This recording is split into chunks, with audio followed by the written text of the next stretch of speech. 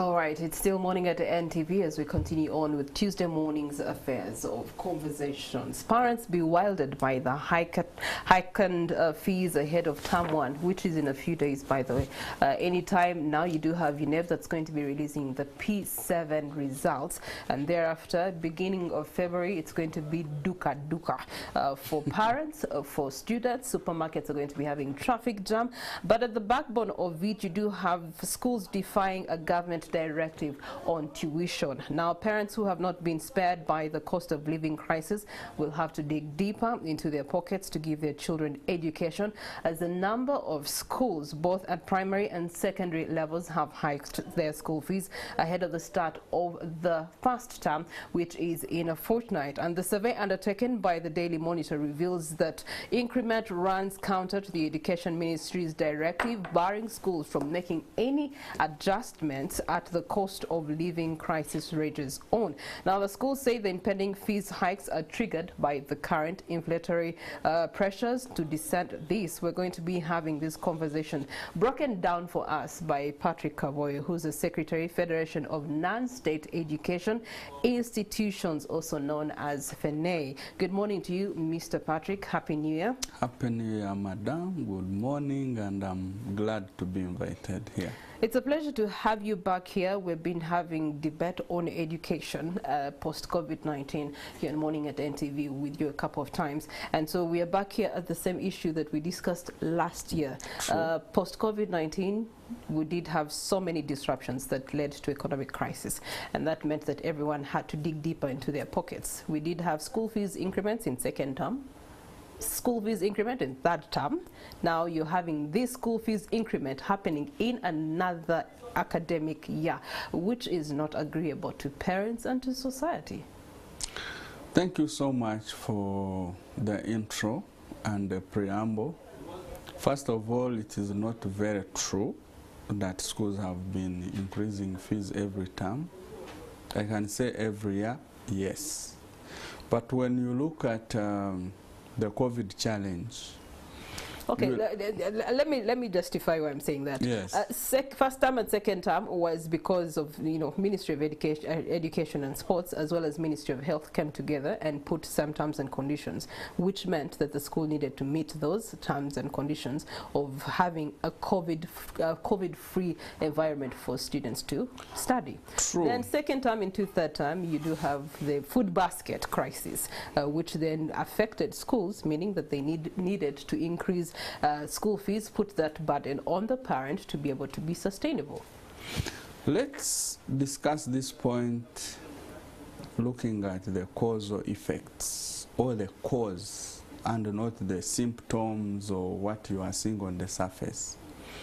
Before we discuss school fees increment, we have to look at the key underlying issues in our economy, because I know that you don't live on any other planet, you live on this planet Earth. First is the constant interest rates that every borrower is faced with. I don't know whether you have any loan, personal loan, salary loan, or any money borrowed. So the lender has a constant interest rate that you have to pay on the premium. And that said, you will meet that premium as long as your threshold is small. But take an example of a school that borrowed, let's say, 200 to 500 million. The interest rate is going to remain the same, and to be precise, most commercial banks have revised the rates but have remained high, and schools have not come out to cry that banks are holding us. Two, because of that, some schools have been sold, that you should know. The second constant is that the increase in commodities in terms of prices. Of course, schools are not homogeneous.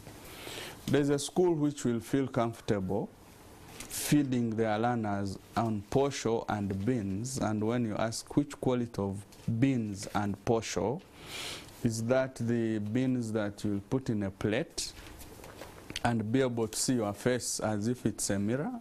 Not at all. The soup should be thick. The beans shouldn't fly or you pick them as stones. And that said, in some schools, if you do not feed them as they know, you are inviting a strike.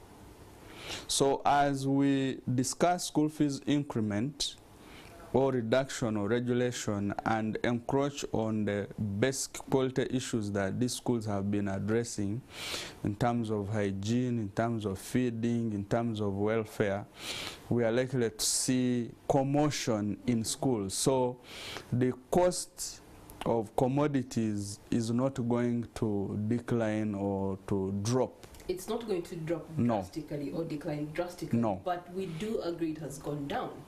No, it has gone down. I don't know.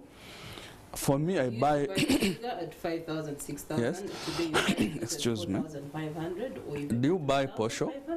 Yes, I do. How much is a kilo of posho? Of course, it has gone high over the years, but then right now it has come down a bit, so that cannot be an excuse. Also, when you're buying in bulk, you get a better buying bargain. The factors of demand and supply will dictate that when the public sees that schools are opening, those supplying schools with produce, with cereals, will withhold a bit to ensure that the price is up. So for us who are monitoring the business in schools and how learners are getting teaching and learning processes delivered. Mr. Kawoyo, that argument is also having a hole in it, because that has been the norm. Every time schools are opening, everything is going to go through the roof price-wise, but it has never demanded that school fees be heightened every single time.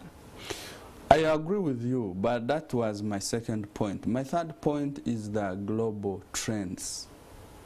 The global trend is that there has been recession, there has been declining exchange rate in terms of the currency, where our shilling is weak, and as you go to borrow, as you go to transact, of course the multiplier effect puts you in a corner. So for you to deliver, then the fees you collect must be fitting into the service you are delivering. But yes, you say the issue is school fees. Have parents complained bitterly and they have almost undressed, because we see in Uganda when there is an issue, people undress. You see, for parents to undress when there's children that they have to consider, that is really not logical. They will have to painfully cough through this money to be able to cater for their children, because any parent, you're a parent yourself, you go to extremes for your children. You'll be as lenient as convenient because you want that child to access something that you know is important to them. Now, education is a basic human right that no parent under no circumstances should deny their children. However, those that are trying to help government bridge the gap of education facilitation seem to be milking the cow instead. It's absurd. Let me give you an example. Yes. The school that my nephews go to, they've been having an increment for term 2, term 3, and now term 1, 2023. As if that's not enough, there's those other scholastics that they ask you to come or to bring to school when you're taking the child to school. For example, books. And if I can recall, the last time I bought a dozen of books, Walikunasa Road, it was 5,000 shillings, a dozen of books. Right now, the school is demanding that those books be bought from the school, and they are selling a dozen of those books at 15,000 shillings. Wow, wow, wow. Now, in terms of fairness, because you've had Rotary have their 4-way test, is it the truth? Is it fair? Does it bring goodwill? In terms of fairness, no school should cheat a parent, and no parent should cheat a school. But in terms of what is charged, a good school should be able to explain and break down the expenditure of that money charged. And I wish those of you that have access to circulars on your phones right now could share those pictures with us right now, so that I show Mr. Kaboy what he's saying. The schools right now, especially private schools, they Yes. never do the explanation. All the parent gets to, when the parent gets to know, it's at the end of the term, when they're receiving the end of term circular. That's when they get to see, oh, this has been increased. Therefore, someone else has decided, and that decision is, you know, just for their own gain and benefit. They never consider that the parent has not changed jobs, is not working with UN since the last term. They're still earning the same amount of money, and this is not the only child that they have to cater to. Heck no, this is not the only thing that they have to address as parents to their children. And so back in the day, we did have a system. The schools that I went to had a system which was the Parent-Teacher Association, whereby no decision was finalized by the administration of the school unless they had that interaction with parents to find out what they felt about it, or to explain to them as to why they were doing it. Because the circulars you get today only show you school fees, bus fees, uniform fees. That is all they show you. Seriously? Seriously. Back to communication. Every school should be having a parents-teachers meeting, which should take place maybe termly, but apart from that, there should be an annual general meeting where the school meets and communicates the plans for the school and how they are concluding it. And in there, they communicate the expenditure, they communicate the revenue, they also communicate prospects. You might be wondering that what I'm saying does not happen. In what world are you living that a school is I'm living in Uganda. To put out their books out there for accountability? If parents are there listening, because I'm also a parent, I take my children to both public and private schools. In those schools where my children go, I attend meetings and I participate. They invite us. In fact, as a parent, if you see your child is in a school, year 1, year 2, year 3, and no school is inviting you for any meeting, pull out the school. Okay, that's a good advice. Yeah. Yes. I was going to say that. Yes, the school should communicate to you parents. 2, there shouldn't be any school that issues a circular that is based on 3 components of bus fees, school fees, which else did you say? Uniform. Not at all. A school circular should communicate how the school has been in terms of academics. No, we're talking about the fee structure, because Yes. you mentioned that they should give you a structure breakdown of, if you're paying 2 million, they should give you a breakdown of exactly what the 2 million is going to cater to in regards to your child. That's what you were referring to. And I was telling you that the circular that I received, the breakdown that is given is uniform, bus fees, tuition. Now, the school cannot play the role of you as a parent, cannot play your role. It should be you, the parent, to play your role by visiting the school, by asking those questions, by communicating to them, wanting to know when the next meeting will be, and to know the school plan, because as the school opens, they have a whole annual school plan that they should communicate to learners, teachers, and parents.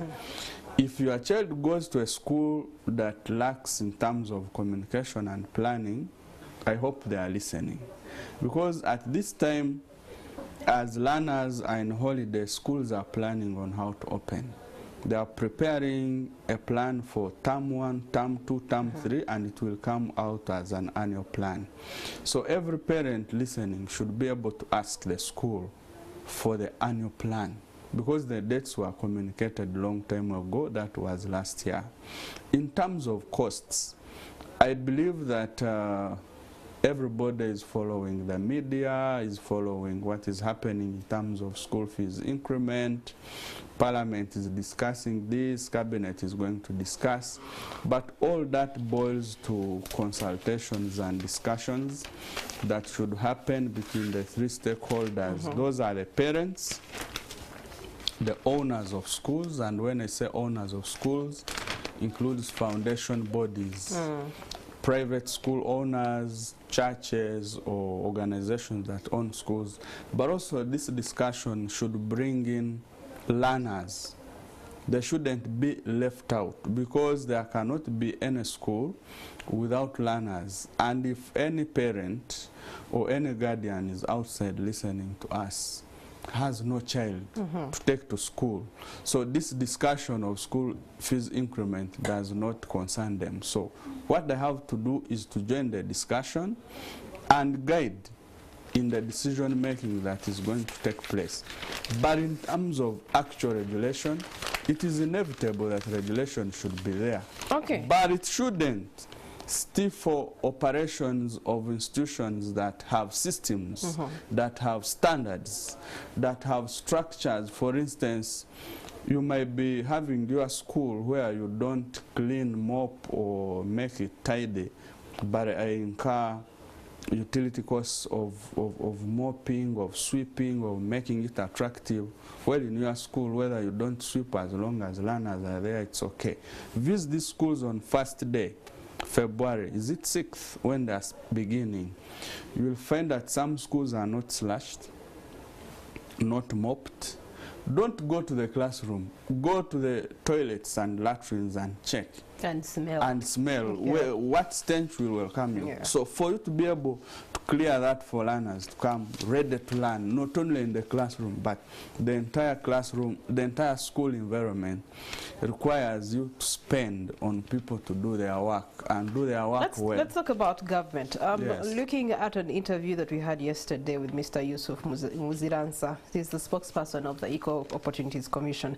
The government agency mandated to fight discrimination, which I believe this feels like discrimination, inequality, because again, education is supposed to be a right to every single child in Uganda, and that's a commitment from the government equally. So in so saying, it said, since some parents say they cannot afford to pay school fees that some schools are levying, it is government's responsibility to ensure the fees are commensurate to the economic situation in the country. And so, which doesn't feel like, on the other side, the school proprietors do understand that. And I quote him saying, some schools are saying they will not accept to go by that policy. A policy is a law, and once it's passed, it's effective. So schools have to respect it, and if they don't, the repercussions are there.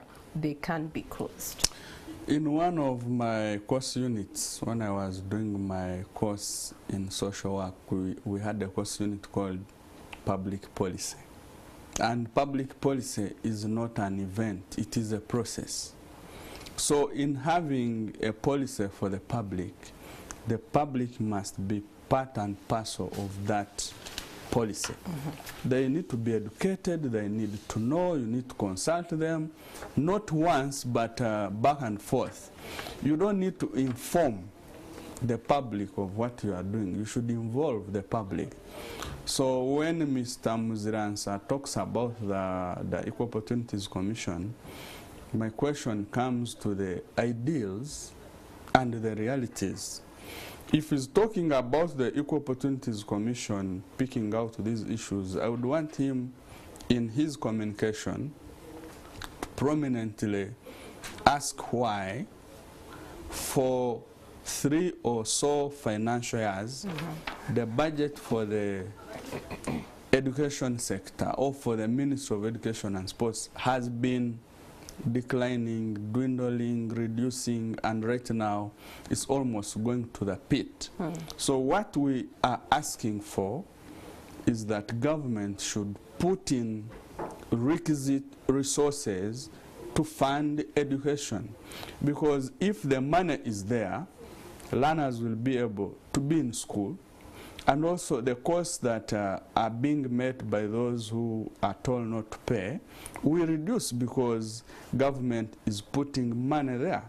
But as we speak, even what was being put is reducing.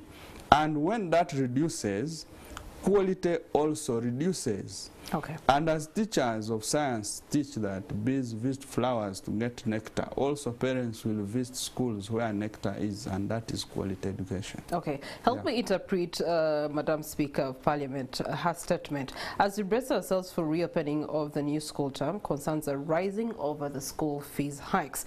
This is in breach of the various previous circulars issued by the Ministry of Education, and any such school fees increment will be in total disregard of the prevailing socio-economic realities. I call upon government prudently to exercise its regulatory role to ensure that no arbitrary school fees increments are affected. But this has already been done. I also want to take you back to the factors I talked about. Rising commodity prices, interest rates in commercial banks, global trends, even the effects of COVID.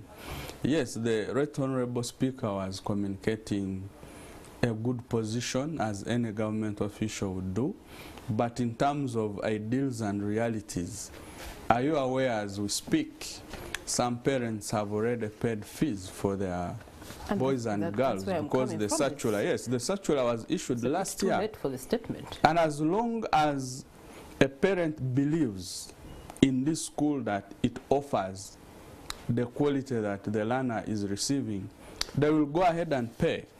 But of course the regulation will come to address issues of rights, because we know education is a right, is in Article 30.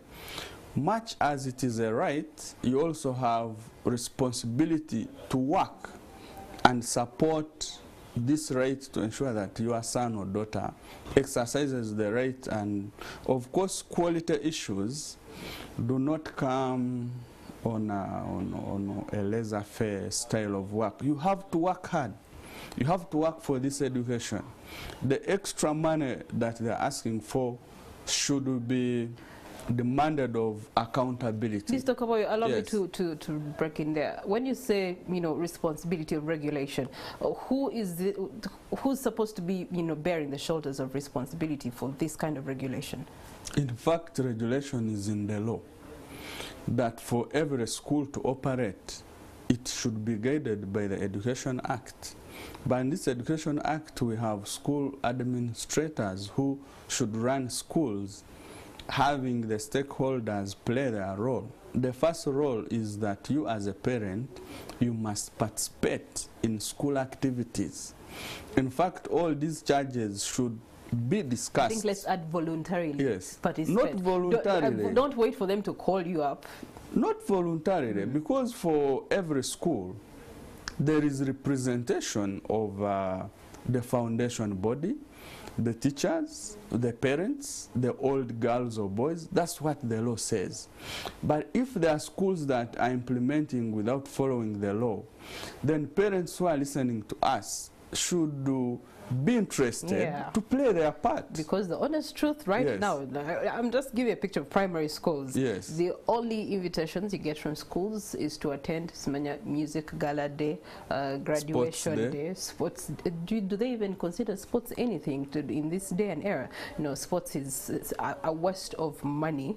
But because that money has to become an investment. I guess at the end of the day, what I'm trying to say is that schools have lost direction, or school administrations have lost direction of what is more important to bring the right of education to the child, vis-a-vis all these other extra things that they try to put on. And also there's the debate of where is the balance in quality of education versus this money that parents are coughing, because you are seeing, maybe, let me say if my child is paying 2 million, I suppose only 500 of that goes to actual education, the other goes to swimming, funny other costs that are coming through that are not really direct to education.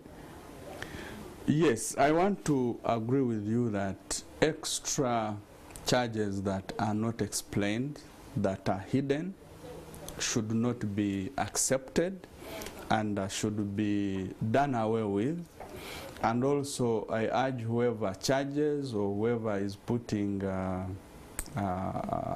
proposal to table to explain to the parents what this money actually does, so that the parent gets to know that they are being accounted to. And that's what we are looking towards.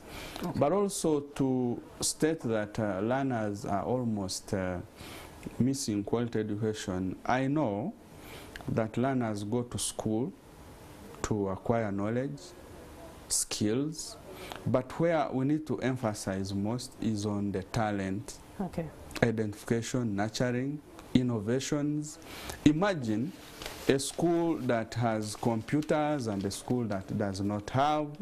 These are having electricity, they are having instructors who are training them. That is a skill.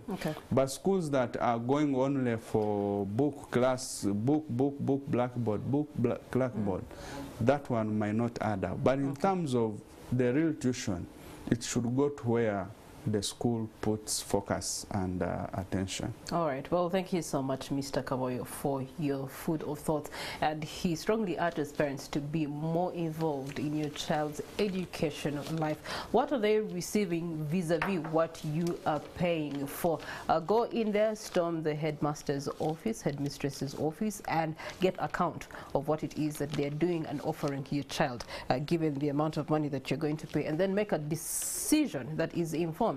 If it's not tallying with what you desired for your child in the first place, then find an alternative. There's always an alternative. You don't have to bear this cost. There's something that can be more affordable and convenient for you. And I'll take it in conclusion. If we let school fees hike, there is a section of people who will not afford school fees, and therefore they will be left out. Many learners may drop out of school, and at the end of the day, there's going to be creating marginalization and discrimination, which is not what we want for a child here in Uganda in this day and era. So, Twedeco, every education matters.